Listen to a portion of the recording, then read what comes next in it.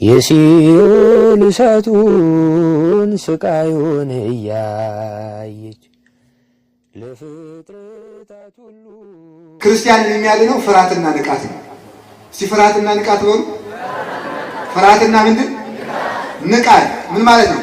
እንደሚፈርድብን ስናውቅ መፍራት አለብን። እንዲያውም ሊቃውንት አባቶቻችን እናትህና ወንድሞችህ እና እህቶችህ ይጠሩሃል ተብሎ ጌታ ሲነገር እናቴና አባቴ እህቶቼ የእግዚአብሔር ቃል የሚሰሙ ናቸው ያለውን ሲተረጉሙ ምን ብለው ይናገራሉ? አሁን ክርስቶስ እናቱን ማቃለሉ አይደለም። እንግዲያውስ ስለምንድን ነው ቢሉ ተመልከቱ። እናቴስ ማናት? ይህን ቃል የሚሰሙ ናቸው ማለቱ እናቱም እንኳን ብትሆን ቃሉን ባትፈጽም ሊፈርድባት የሚችል መሆኑን ለእነዚህ ያለ መንገድ ነው። ቃሌን ባትፈጽም ኑሮ ለቃሌ ባትታዘዝ ኑሮ እናቴም እንኳን እናቴ ናት ብዬ ከፍርድ አላድናትም። እናንተም እንኳን ለእናቴ የማራራ እንኳን መሆኔን አውቃችሁ ስራ ስሩ ሲል ነው። ቅዱስ ጴጥሮስ እኮ ምን ይላል? ለመላእክት እንኳን አላዘነላቸውም ነው የሚለው። መንጦላይትን የሚይዙ ናቸው ብሎ ሳጥናኤልን እንኳን ሲወረውረው አላዘነለትም። እግዚአብሔር ቸርነቱ ፍርዱን አያስቀርበትም፣ ፍርዱ ደግሞ ምሕረቱን አያስቀርበትም። ስለዚህ እንደሚፈርድብን አውቀን መደንገጥ አለብን። መደንገጥ ስለ ብፁዕ ዘይደነግጥ በእንተ ጽድቅ ነው የሚለው ሰሎሞን። ስለ ጽድቅ የሚደነግጥ ንዑድ ክቡር ነው። ስለ ጽድቅ የሚደነግጥ እንዲያው አሁን በእውነቱ የማይጠፋ እሳት እያለ የማያንቀላፋትን እያለ የማይሞቅ በረዶ እያለ ብርሃን የሌለበት ጨለማ እያለ ሙቼ እገላገለዋለሁ የሚያሉት ዕዳ እያለ ሰው ይተኛ ነበረ? ሲኦል እንደምንገባ ብናውቀው ሌሊት 30 ደቂቃ ዘላለም እንደምንቃጠል ብናውቅ በእውነት ወታደርስ ቢገርፍ ጥሩ ነው። ለምን ገርፎ ገርፎ ወይ ሲደክሞ ይተወና ወይ ስንሞት ይተወና። ሰይጣን ግን እኮ ገራፊዎችም አይሞቱ ተገራፊዎችም አንሞት። ሁልጊዜ የምንገረፍበት ጅራፍ እንዳለ ብናውቅ በቀን 1 ሰዓት መትጋት ባላቃተን ነበረ። ስለዚህ ዕዳችን ማወቅ ይጠበቅብናል። ቅዱስ ዮሐንስ ዘደማስቆ ይላል የዓለም ሁሉ ስንፍና የዓለም ሁሉ ኃጢአት የሚመነጨው ከ3 ነገሮች ነው። ከመርሳት ከድንቁርናና ከስንፍና ነው። መርሳት ሲኦልን ይረሳል ሰው። ሲኦልን አውቆን ሲኦልን ረስቶት እንኳን ሌላውን ተው ሌላው ቀርቶ አሁን እነዚህ አይዛብ ቤተክርስቲያን የሚያቃጥሉ ሰው የሚያርጉ እንደሚፈረድባቸው ቢያውቁ ኖሮ ሰው የሚያርጉ ይመስላችኋል? እኛስ ቢሆን ፍርድ እንዳለ ብናውቁ ኖሮ 24 ሰዓት መጨፈራችን እንዲሁ ዘፈን ኃጢአት ነው ጽድቅ ነው ብንዘፈን ምን ችግር አለ? አሁን እንዲሁ ዘፈንን ከሞባይል ማጥፋት ያቃተው ክርስቲያን አንገቱን ለሰይፍ ይሰጣል ተብሎ ይታመናል? እንዲህ ያለ ደካማ አጥንት መቆርጠም ያልቻለ ሁልጊዜ ወተት ጋቱኝ የሚል ክርስቲያን ለምን ሊበጅ ይችላል? አጥንት ቆርጥሙ እስኪ ሁልጊዜ ወተት ጋቱኝ ለምን ትላላችሁ? እስኪ ጠበቅ ያለ ክርስትና እና እግዚአብሔር እንደሚፈርድብን ማወቅ። ቅዱሳን ይፈርድብኛል ብለው ምን ይላሉ? ይተጋሉ። ሁለተኛ ደግሞ መንግስቱን ሲያስቡ ደግሞ ይነቃሉ።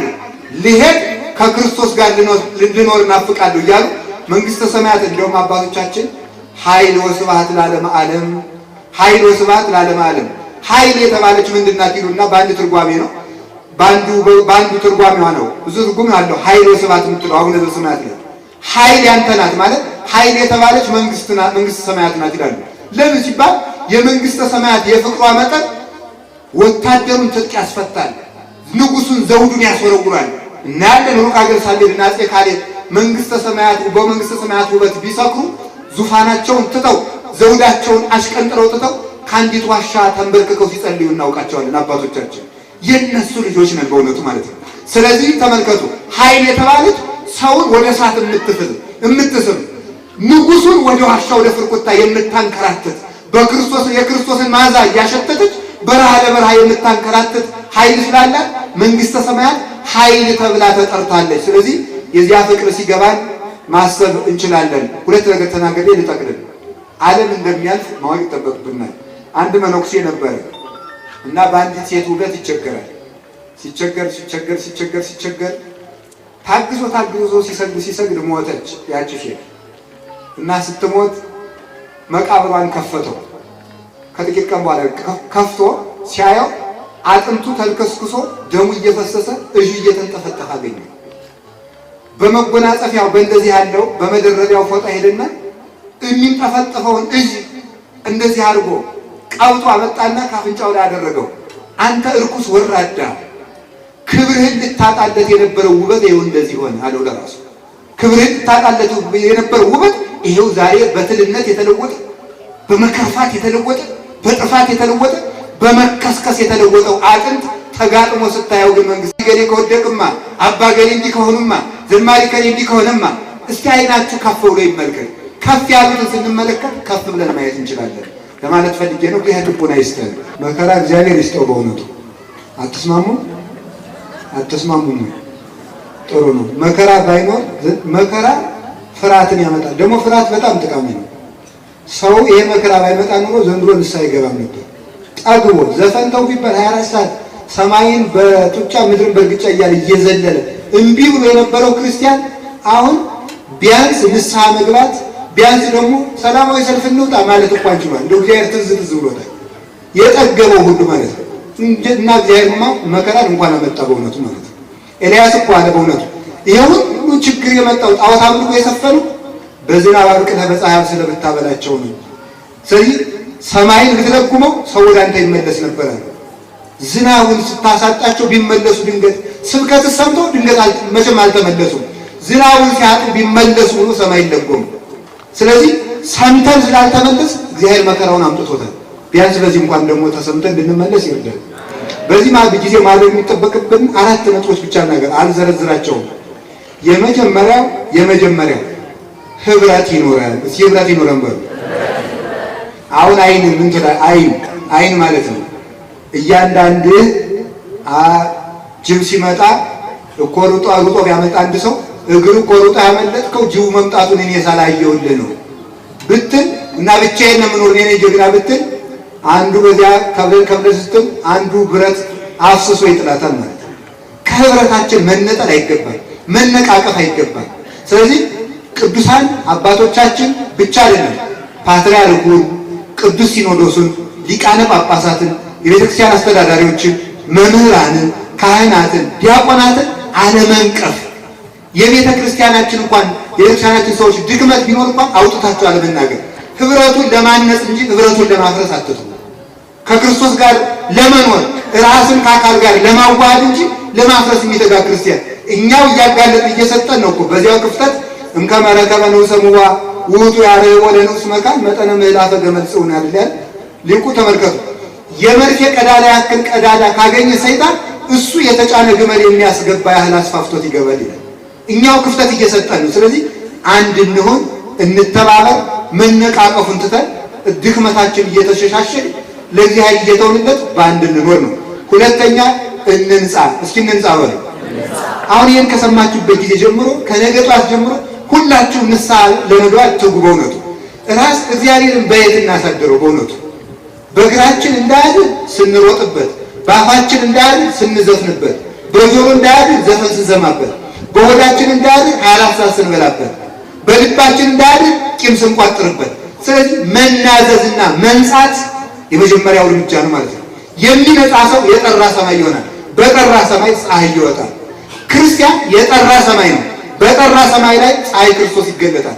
ክርስቶስ ከኛ ጋር ከሆነ ደግሞ ለእመ እግዚአብሔር ምስሌነ መኑ ይክለነ፣ እግዚአብሔር ከኛ ጋር ከሆነ ማን ይቃወመናል? እስኪ በሉ።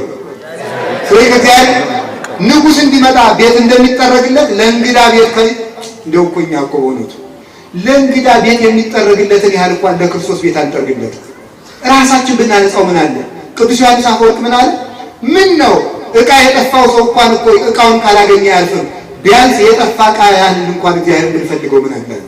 የጠፋ ዕቃችን እስከምናገኝ ድረስ ጎረቤት እንጠራለን። አፋልጉኝ ነው የዚያን ያህል እንኳን እግዚአብሔር ፈልገ ነው አናውቅም ብሎ የሚናገረው። ስለዚህ እንናዘዝ። የእውነቴን ነው የምነግራችሁ።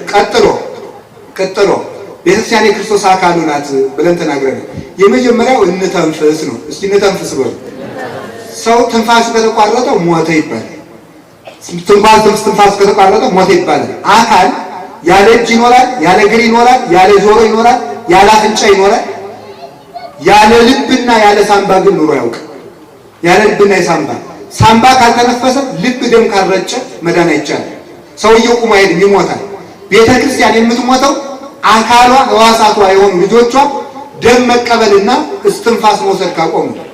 ስለዚህ ተመልከቱ፣ መተንፈስ ማቆም ማለት ክርስቲያኖች ጸሎት ሲያቋርጡ የቤተ ክርስቲያን አጥሯ የሚፈርሰው የዚያን ጊዜ።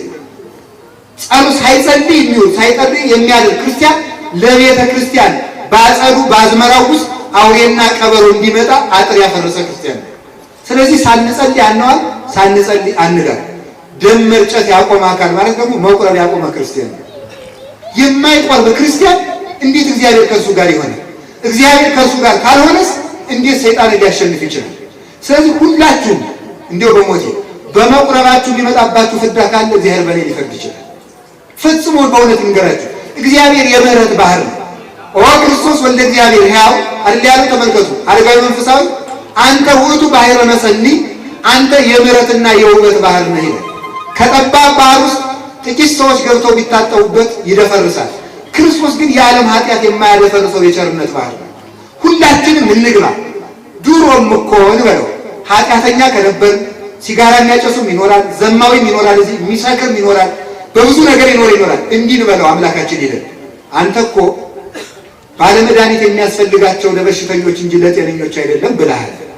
እንደዚያ ስላልክም አንተ በእውነት የምታስፈልገው ለጤነኛው አብርሃም አይደለም፣ ለጤነኛው ለይስሐቅ ለያዕቆብ፣ ለጤነኞች ለሚካኤል ለገብርኤል አይደለም፣ ለበሽተኞች ለእኛ ታስፈልገናለህ። ስለዚህ በሽተኛነቴን አትጸየፈኝ፣ መድኃኒቴ ኢየሱስ ክርስቶስ ሆይ አንተን እበላህ እጠጣህ ዘንድ ፍቀድልኝ ብለን እንለምነው። ለምኑ ይሰጣችኋል፣ አንኳኩ ይከፈትላችኋል። እናንተ እምነት የጎደላችሁ ከእናንተ መካከል ልጁ ዓሣ ቢለምነው እባብ ይሰጣል? ልጁ እንቁላል ቢለምነው እንቧይ ይሰጣል? ልጁ ዳቦ ቢሰጠው ድንጋይ ቢለምነዋል? እንኳንስ እንዲያ ሊያደርግ ዳቦውን ቀልፍቶ ጠርዙን ከራራውን ለእሱ በልቶ ልምልሙን ለልጁ ያጎርሳል። እንቁላሉን ቅርፍቱን ቀልፍቶ አስኳሉን ለልጁ ያጎርሳል። እሾሁን አጥንቱን ለቅሞ ልምልሙን ሥጋ ያሳውን ለልጁ ያጎርሳል። እናንተ ክፉዎች፣ እናንተ ክፉ ስትሆኑ ለልጆቻችሁ መልካም የምታደርጉ ከሆነ የሰማይ አባታችሁ እንዴት አያደርግላችሁ ብሎ ያደርግልናል። እንምን በጽኑ ሃይማኖት እንጽና። ያንን ማድረግ የሚቻለው ስንቆርብ ነው። ከክርስቶስ የተነጠለ ክርስቲያን የክርስቶስን ቤተ ክርስቲያን ሊጠብቅ አይችልም። ደግም የንምላችሁ ከክርስቶስ የተለየ ክርስቲያን የቤተ ክርስቲያን መከራ ማቅለል አይችልም። የቤተ ክርስቲያን መከራ እንዲቀር ከክርስቶስ ጋር እንኑር። ያንንም የምናደርገው ቅዱስ ሥጋውን ክቡር ደሙን ስንቀበል ብቻ ነው። አሁን የሰማችሁኝ ያልናችሁን አድርጉ። ተመልከቱ፣ ዓለምን የለወጧት 12 ገበሬዎች ናቸው። እግዚአብሔር ብዙ ሚሊዮናት እንዲሁ ፎጣ የሚጠመጥሙ እንዲሁ ገሊላ አካባቢ ፎጣ ጠምጥመው ዓሣ ሲፈልጉ የሚውሉ ገበሬዎች ዝም ብለው ከሊቃውንት ወገን አይደሉ፣ ከዝነኞች ወገን አይደሉ። ዓሣ ሲያጠምዱ፣ እርሻ ሲያርሱ፣ ሞፈር ሲያድርቁ ደምር ነበሩ። ፈረስ ሲገሩ የነበሩ 12 ገበሬዎችን ጨው አድርጎ ዓለምን አጣፍጦታል። እዚህ መካከል ያለነው ጨው እንሁን። እኛ ከተለወጥን መርዛማውን ዓለም ማጣፈጥ እንችላለን። ክርስቲያን ራሱ ከጣፈጠ መራራ ሁሉ አያመረውም። ክርስቲያን ከመረረ ግን ዓለም ማር ሊዘንባት እንኳን አትጣፍጥም። ከልቤ ነው የምነግራችሁ በእውነት ማለት ነው። ቅዱስ ቂርቆስ ያደረገውን ታውቃላችሁ። በሁለት ዓይኖቹ 2 የጋሙ ብረቶች፣ በሁለት ጆሮዎቹ 2 የጋሙ ብረቶች፣ በሁለት የአፍንጫው ቀዳዳ 2 የጋሙ ብረቶች፣ በአፉ ደግሞ 1 የጋመ ብረት ሲጨምሩበት፣ በዚያ ላይ ደግሞ መራራ ቅጠል በጥብጠው ሲጨምሩበት እንደምን እንዳለ ታውቃላችሁ? ቃልህ ለጉሮሮ የጣፋጭ ነው። አያችሁ፣ በክርስቶስ ለጣፈጠ መራራው እንኳን ይጣፍጠዋል። በክርስቶስ ለጣፈጠ የሚያቃጥል እሳት እንኳን ተመችቶት ይተኛል። ክርስቶስ በሌለበት ግን ፍራሹም ሆነ ኑሮ ሁሉ እሾህ ሆኖ ይዋጋል። ስለዚህ ቅዱስ ሥጋውን ክቡር ደሙን እንቀበል። ከዛሬ ጀምሮ የማይቆርብ ክርስቲያን በእውነት ከልቤ ነው። ከግራኝ መሐመድ ወዲህ ነው የማይቆርብ ክርስቲያን የመጣው። የማይቆርብ ክርስቲያን እሑድ ቀን ይጠየቅ ነበር። ለምን አልቆረብክም ይባላል። አይ ምን አገባችሁ ካለ ንስሐ አባቱ ምን አገባ ካለ ካህናቱ ተሰብስበው ይጠይቁታል። ምን አገባችሁ ካለ ሕዝቡ ተሰብስበው ይህን ሰው ከክርስቶስ ከተለየ የኛ ዘመድ አይሆንምና እሳት እንዳታጫጭሩት፣ ቢታመም እንዳትጠይቁት፣ ቢሞት እንዳትቀብሩት ይባል ነበር። ከዚያ ወዲህ ነው ከቁርባን የተለየ ክርስቲያን የመጣው ኢትዮጵያ ውስጥ። ሳይቆርብ የሚኖር ክርስቲያን ሥጋዬን የሚበላ ደሜን የሚጠጣ የዘላለም ሕይወት አለው በሚለው አይደለም የሚደነቀው። የዘላለም ሕይወት በቀዝቃዛ ውሃ እሰጣለሁ ብሏል። ሥጋዬን የሚበላ ደሜን የሚጠጣ እኔ ከእርሱ ጋር እኖራለሁ ያለው ነው የሚደንቀው። ከእርሱ ጋር ስለኖር የዘላለም ሕይወትን እናገኛለን። መንግስቱን የሚወርሰው በምድር ላይ ነው። በምድር የወረስነውን መንግስተ ሰማያት ነው በሰማይ የምናገኘው። በምድር የሌለን መንግስተ ሰማያት በሰማይ ሊቆየን አይችልም። ስለዚህ እውነቴን እንገራችሁ፣ ሥጋዬን የሚበላ በሉላችሁ፣ ደሜን የሚጠጣ እኔ ከእርሱ ጋር እኖራለሁ፣ እርሱም ከኔ ጋር ይኖራል።